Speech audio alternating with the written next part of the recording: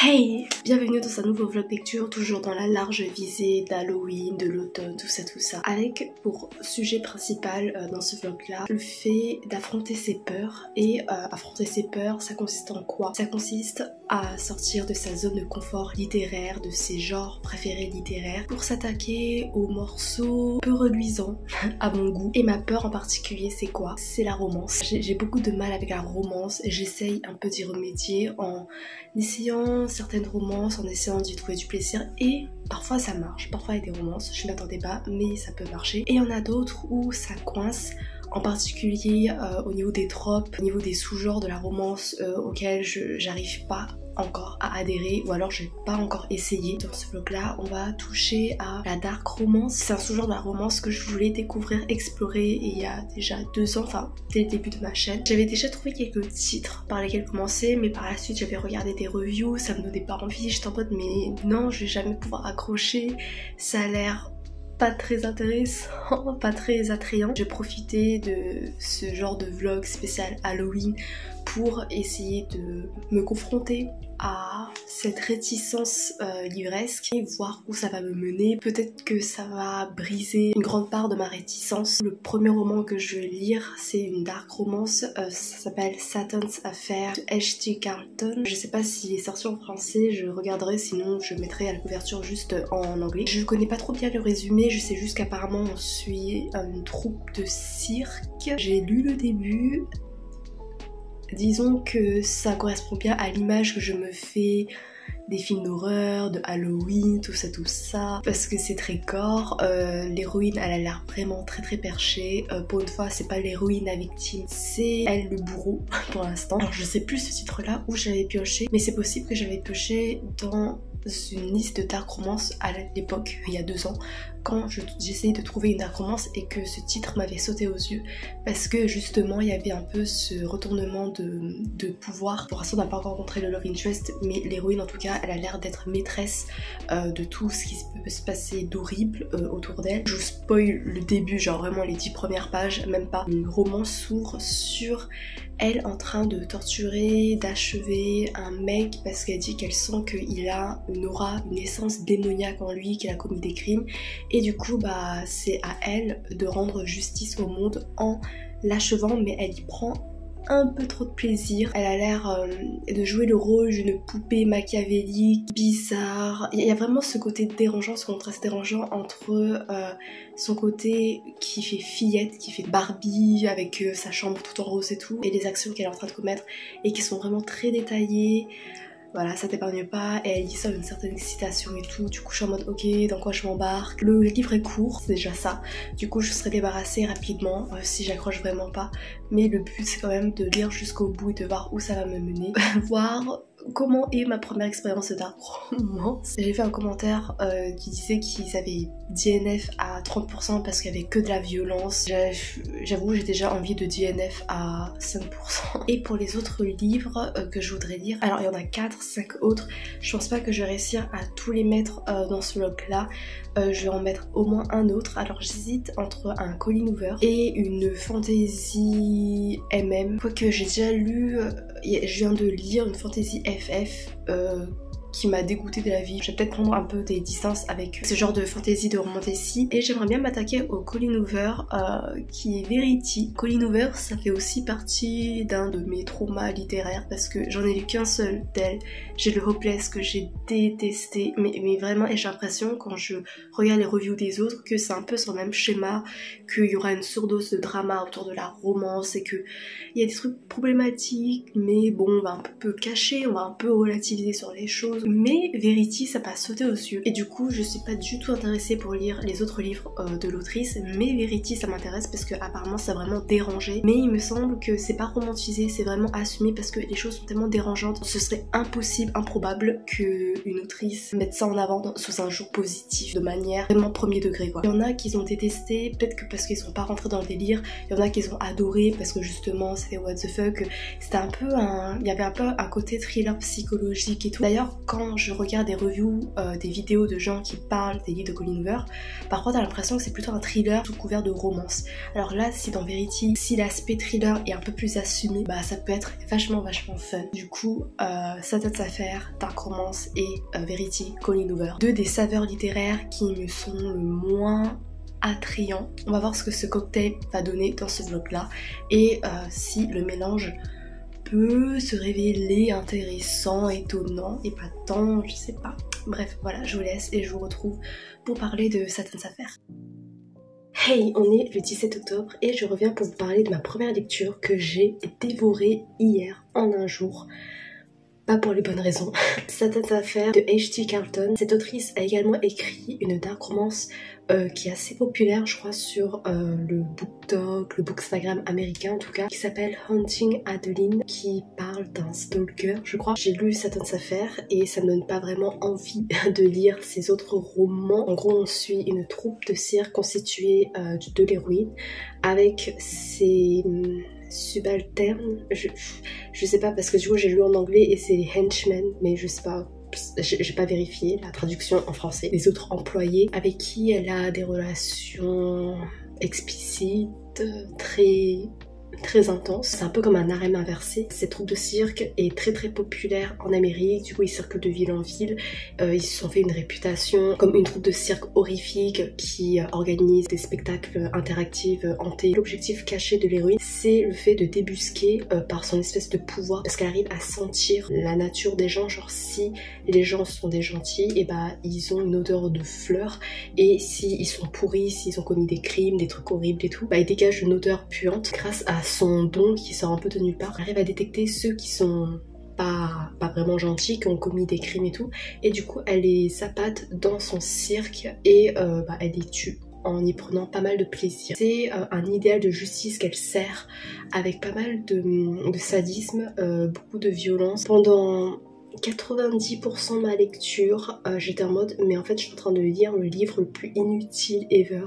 Je sais pas si c'est parce que je suis hermétique encore au genre de dark romance, où j'arrive pas à entrer dedans, j'arrive pas à vraiment prendre du recul et à y trouver vraiment un intérêt, mais je pense vraiment que surtout que je suis tombée sur le mauvais exemple comme première lecture pour rentrer dans ce genre là, parce que c'était très court, c'était très mal écrit, la narration elle est hyper maladroite, c'est hyper redondant, vraiment c'est le même schéma, genre elle trouve une victime, elle la pâte, elle le tue, il y a du sexe après. Après, il y a un côté objectivement qui peut être cathartique parce que tu vois qu'elle s'en prend essentiellement à des hommes qui ont fait du mal aux femmes par plusieurs formes de violence. Du coup, voir que ces hommes-là subissent des morts, des tortures vraiment très choquantes et très visuellement assez éprouvantes. En vrai, peut-être que, tu vois, genre il y a un côté cathartique, mais moi ça m'était mal à l'aise parce que c'était suivi d'espèces d'orgies et tout. C'était très vulgaire, il y a une surdose de sexe à tel point qu'en fait je l'ai lu très rapidement. Déjà de base il est assez court,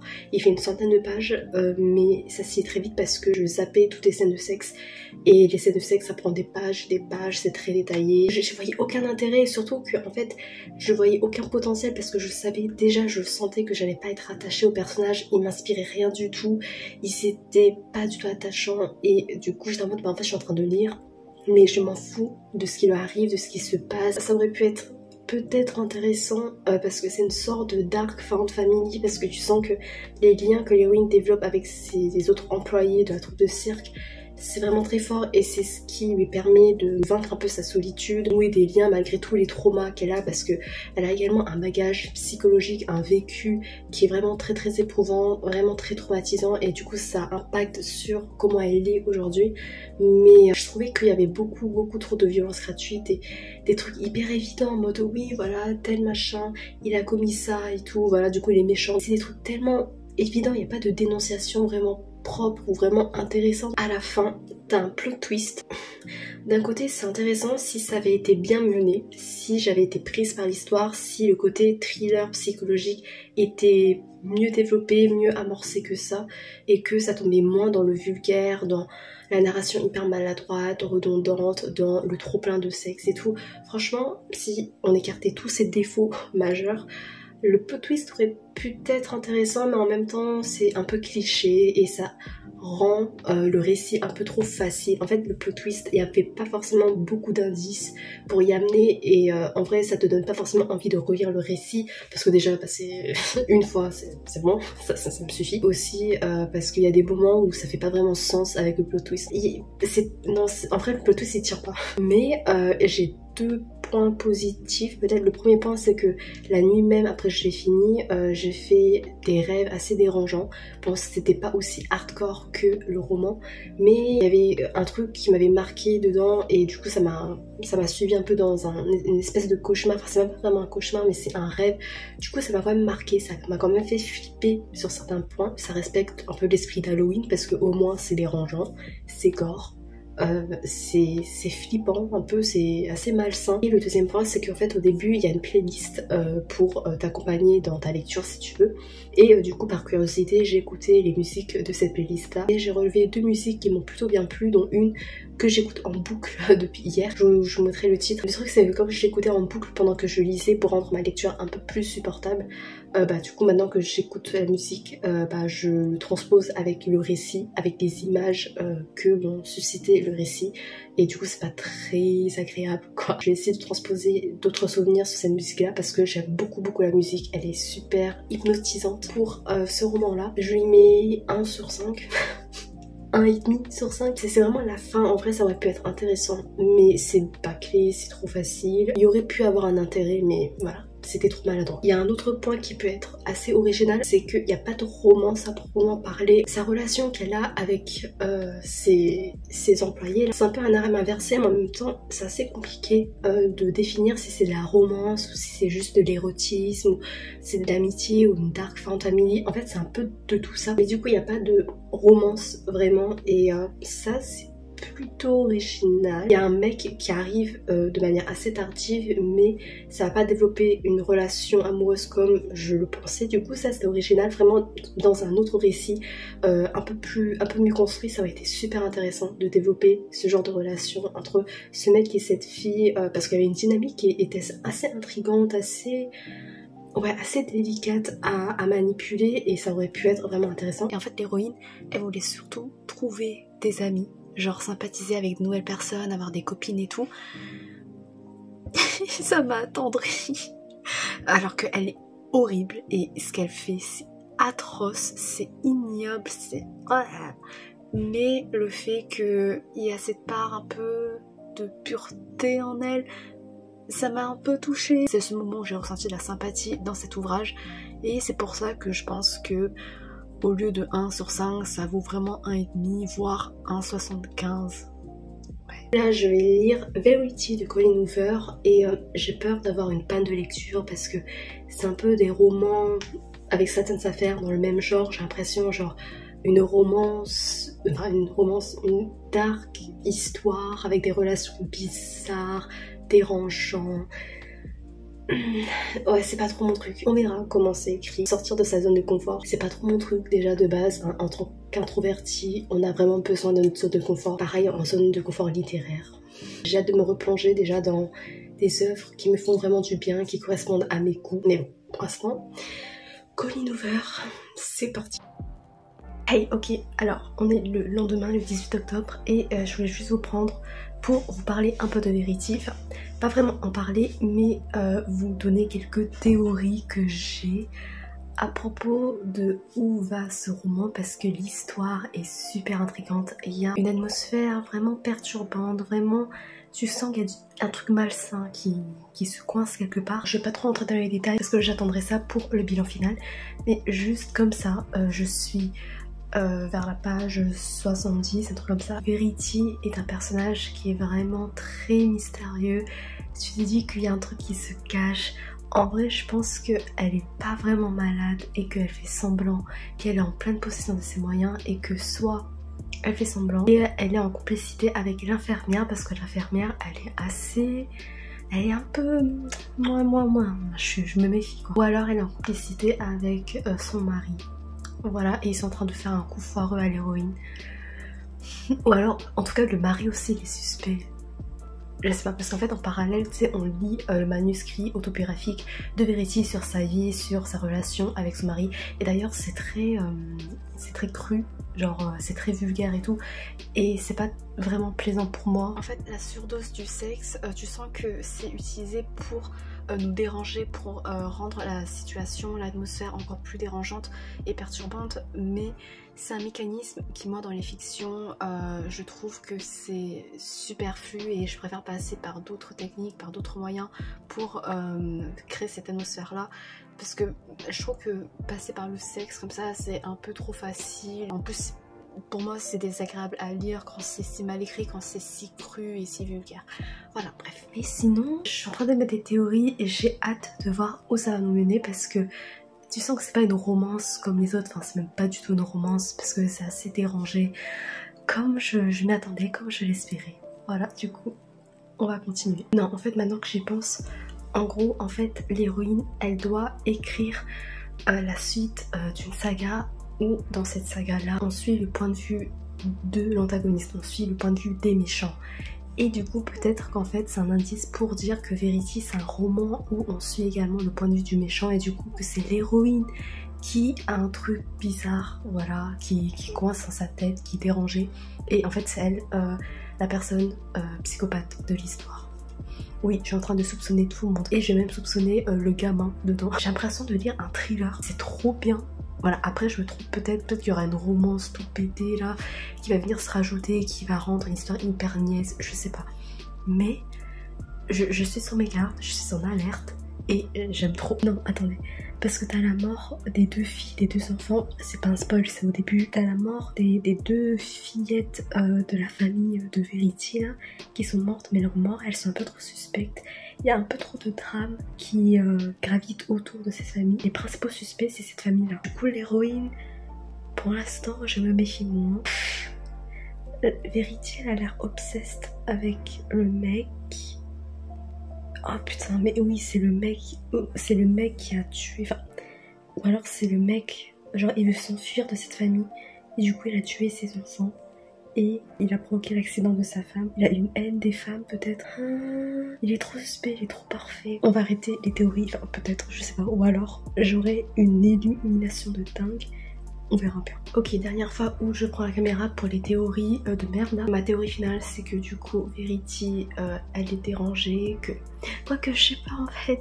Parce que si le docteur a confirmé que elle n'était pas disposée pour agir normalement et tout, que c'était complètement un légume, ça doit être vrai, mais je pense que Verity c'est la vraie méchante de l'histoire et que du coup ça va légitimer la romance entre l'héroïne et le mari de Verity. En fait si c'est ça, c'est hyper décevant parce que c'est pas du tout original, voilà, c'est très niais. Je suis très nulle pour faire des théories et je fais toujours des théories basiques de chez basique. C'est pour ça que je suis facilement choquée de tout ce qui se passe.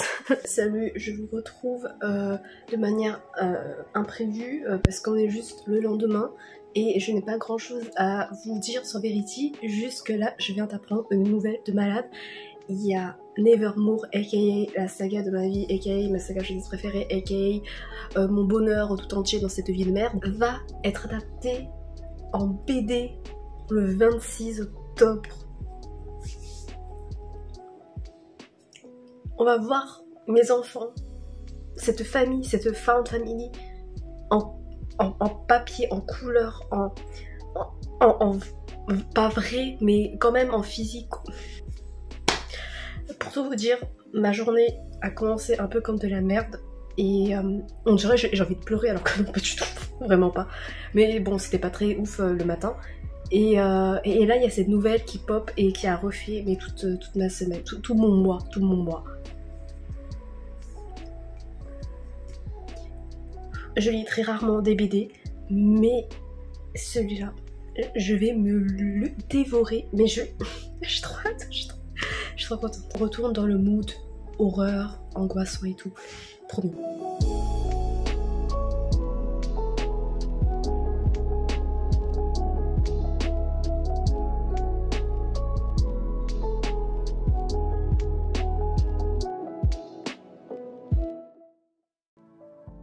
Hey, on est le 22 octobre et je suis rentrée pour la semaine de vacances et je suis trop contente. J'ai enfin plein de livres derrière moi au lieu de 3 livres et ça fait du bien au moral, donc je vous retrouve pour vous parler contrairement à ce qui était prévu, non pas de 1 livre mais de 2 livres. Et oui, waouh, comment ça brille. Waouh, mes doigts ils sont sacrés, vous avez vu. Je vais commencer par Verity de Colleen Hoover et je vais vous parler du roman que j'ai pu lire pendant mon long trajet jusqu'à chez moi qui a duré 11-12 heures de bus. Voilà, du coup j'avais du temps à perdre.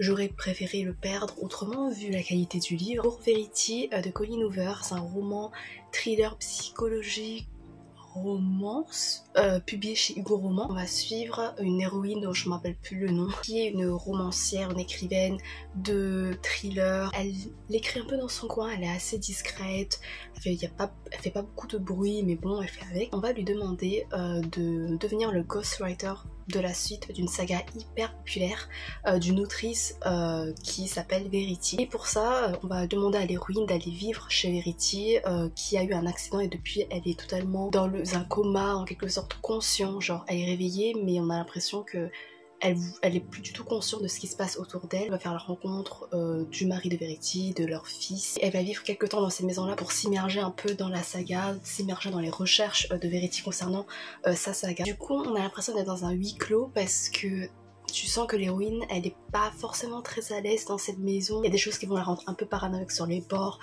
Et elle va remettre en question un peu l'état de Verity. Est-ce qu'elle est vraiment inerte physiquement? Elle va découvrir une autobiographie que Verity a écrite. Elle va découvrir des choses sur Verity qui sont assez perturbantes, assez violentes. Et ça va encore plus nourrir sa paranoïa. J'ai mis 4 sur 5 parce que ça a grave bien marché avec moi, vraiment. Le côté très psychologique m'a rendu addict à ce roman. Je crois que c'était vraiment bien fait, comment la tension elle montait, comment elle était permanente, comment l'atmosphère était hyper dérangeante.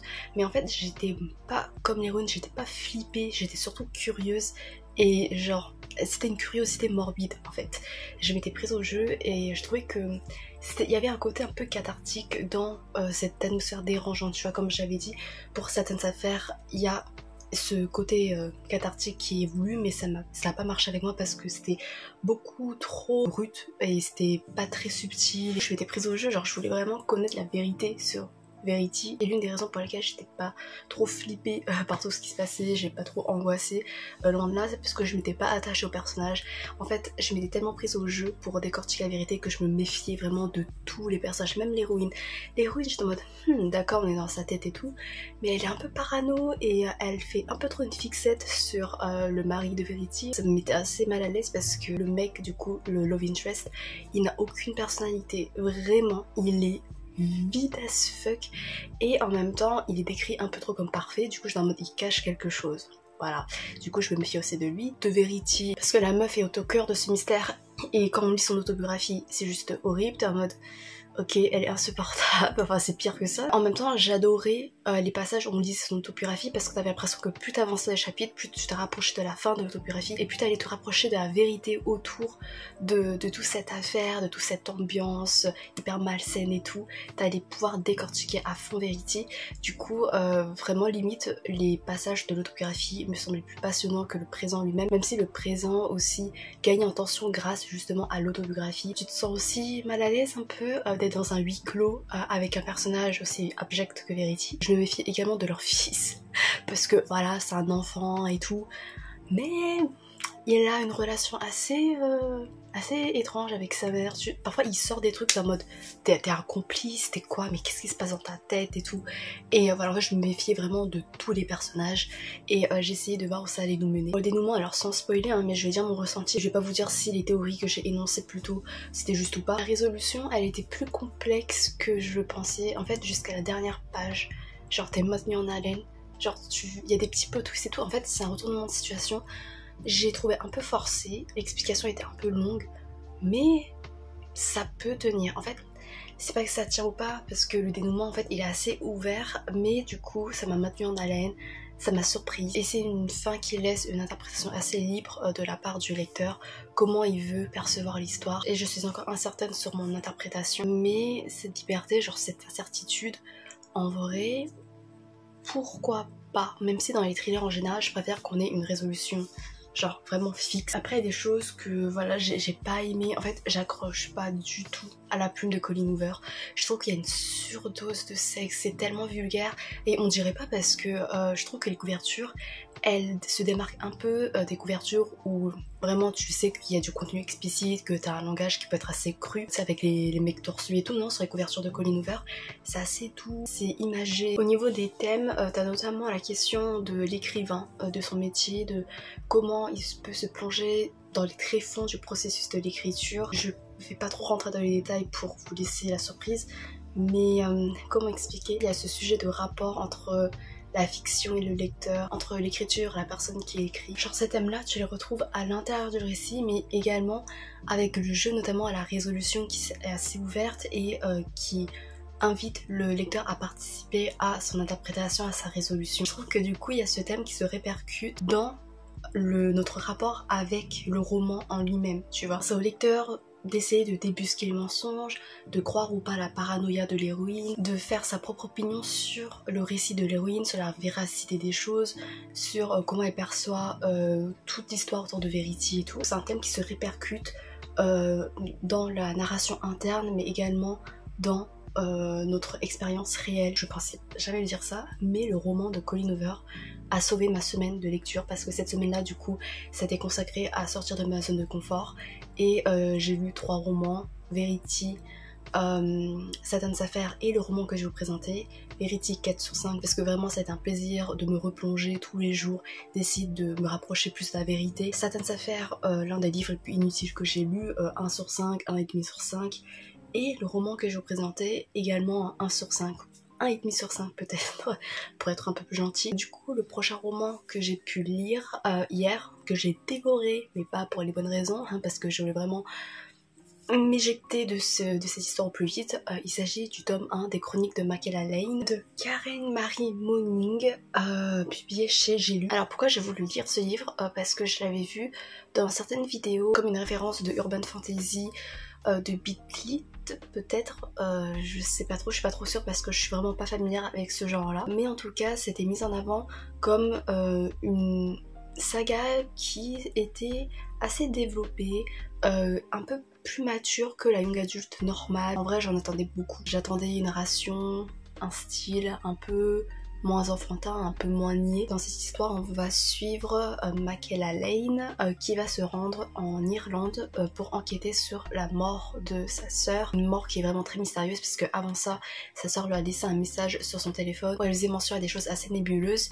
Et du coup, avec l'héroïne, on va découvrir de plus en plus ce que cache le monde souterrain, le monde surnaturel. 1,5 sur 5 ou 1 sur 5 c'est un peu trop sévère parce qu'il y a quand même un effort de world building au niveau des failles ou de je sais pas quoi, mais il y a eu tellement de choses qui m'ont donné envie de hurler comme une hystérie, comme une furie dans le bus que voilà, c'est juste un ressenti personnel, mais pour moi au niveau de mon plaisir de lecture, ça valait 1 sur 5. La narration, je la trouvais insupportable. En fait, le style est bien quand ça décrivait certaines choses et tout. Il y avait quand même un vocabulaire qui peut être fleuri, qui était fluide et tout.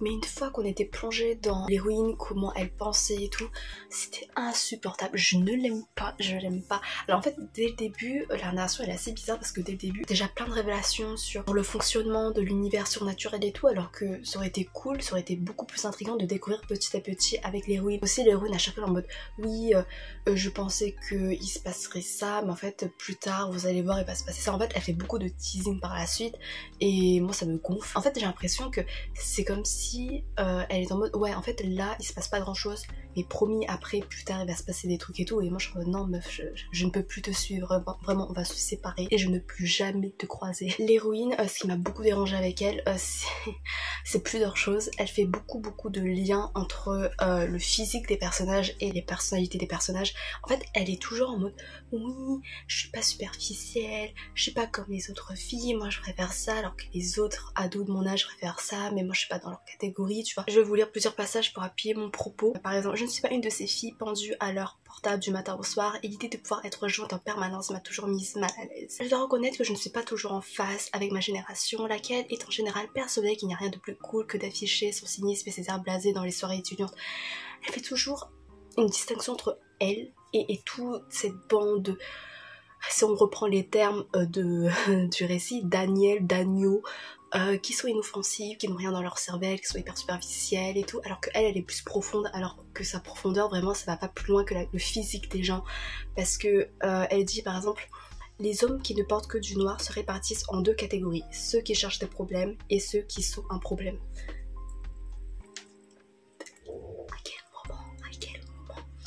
Et plus loin, j'ai également quelques hypothèses sur les femmes qui s'habillent en noir, mais ce n'est pas le sujet pour l'instant.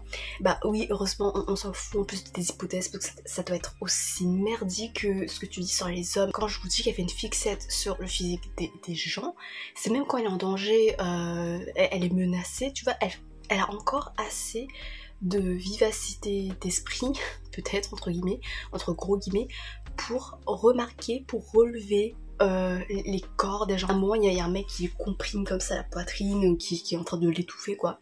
Et elle arrive à dire du coup son autre bras passé sous mes seins me serrait si fort que le souffle commença rapidement à me manquer.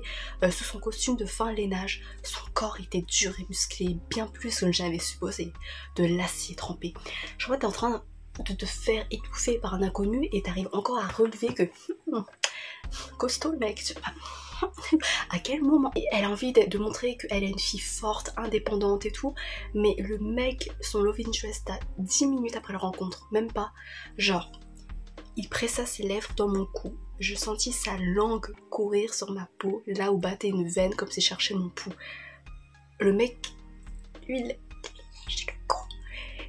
elle ne réagit pas, vraiment par la suite, il n'y a aucune réaction de sa part, je sais même pas ce qui se passe dans sa tête, il se passe rien, simplement quand le mec, je sais pas, lui donne des conseils, parce que dans la rue, il fait sombre, et qu'il lui a déjà dit qu'il y a des créatures qui veulent attenter à sa vie, et qu'elle devrait faire attention, et elle veut montrer que, non mais j'ai pas à t'écouter, parce que voilà, je suis une femme indépendante et tout, non, je vais sortir, je m'en fous, je sais pas quoi. C'est tellement contradictoire, c'est tellement mal fait et je l'aime pas, elle n'est pas du tout pertinente, elle veut tellement se démarquer et les femmes, il n'y a pas de femmes, ou alors les femmes sont juste des objets qui sont soumis, et je sens que l'autrice elle veut dénoncer ça parce que parfois t'as l'héroïne qui s'insurge de voir des femmes qui sont soumises au pouvoir des autres, mais il n'y a pas d'autres personnages féminins qui ont un caractère aussi développé entre guillemets que l'héroïne, tu vois. Les autres femmes, c'est juste des gens qui sont tellement amoureux, qui sont tellement au pied des faillis qui les séduisent ou quoi. En fait, je dis des faillis, mais je sais même pas si c'est vraiment des faillis, mais on s'en fout. Il y a des vampires, des loups-garous et tout, mais voilà, bref. C'est pour montrer qu'elles n'ont pas un esprit aussi puissant que l'héroïne qui, elle, arrive à résister ou je sais pas. Et je déteste ça. Je déteste quand les autres personnages féminins sont mis au service de la mise en avant, de la valeur de l'héroïne. C'est insupportable. Au niveau du love interest, il n'a aucune personnalité parce que bah du coup on voit tout du point de vue de l'héroïne, mais l'héroïne elle s'en fout totalement de la personnalité des gens. À chaque fois qu'elle voit un mec, elle utilise les mêmes mots, sensuel, puissant, toutes les femmes veulent lui appartenir, c'est vraiment ça. À chaque fois elle dit oui, toutes les femmes normalement constituées voudraient être possédées par ce genre de mâle alpha ou je sais pas quoi. Je suis en mode toutes les femmes normalement constituées. Qu'est-ce que j'ai d'autre ? Les métaphores animalières, bestiales et tout. Genre vous n'êtes qu'une agnelle dans une cité de loups affamés. Les gazelles ne feraient pas avec les lions, surtout lorsqu'ils sont affamés de chair fraîche. Comment les gens ils peuvent faire des métaphores aussi cringe et premier degré quoi. J'ai l'impression d'être retournée au temps de Twilight. Après ce roman là, il est sorti dans les années 2000-2010 en France je crois. Du coup il y a cette il y a le contexte où c'était la mode de Twilight et tout qui explique un peu, voilà, où on était gaga, des mecs mystérieux, vieux, pourquoi pas, mais bon, ça fait du mal à relire ça aujourd'hui. La meuf encore, elle rabaisse encore les autres femmes, genre j'étais féminine et sexy, non pas à la façon des créatures gothiques que j'avais croisées, mais plutôt comme peut l'être une jeune femme saine et bien dans sa peau, parce que si vous avez un style gothique, à les consulter. Voilà, d'après elle. Et le mec il lui parle mais comme un objet sexuel aussi. Il fait des allusions au fait qu'elle serait mieux dans son lit ou je sais pas quoi. Et ah oui, j'ai oublié de dire, si le mec il a du caractère en dehors de son physique, en fait il a tellement de caractère qu'il sait pas contrôler sa colère et du coup plusieurs fois il a plaque contre le mur mais de façon hyper violente, il lui tire les cheveux pour la faire se relever ou je sais pas quoi. Il manque de projeter une table sur sa tronche parce qu'il ne sait pas contrôler sa colère. Voilà. Mais tu sens qu'elle est attirée par lui parce que il est beau. Voilà. Du coup, on s'en fout du reste. Il y a aussi des propos, mais tellement sexistes. Déjà, en fait, elle aime bien porter du rose et tout. Et elle est blonde, enfin, un peu le cliché de la meuf superficielle et tout. Et elle essaye de revendiquer le fait que oui, j'adore porter du rose, j'adore être féminine, je suis blonde et tout. Mais j'ai de la cervelle, bon, je sais pas trop. Elle fait un peu honte aux blondes normales, genre aux blondes qui... elles ont une cervelle quoi. Et lui en fait il vient nourrir ses préjugés.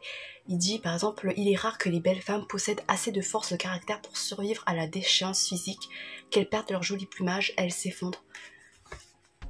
Ils sont en train de dire que les femmes qui sont belles, en fait pour elles, leur beauté c'est ce qu'il y a de plus important et que elles ne sont pas conscientes de leur valeur intérieure ou d'autres de leur bon côté.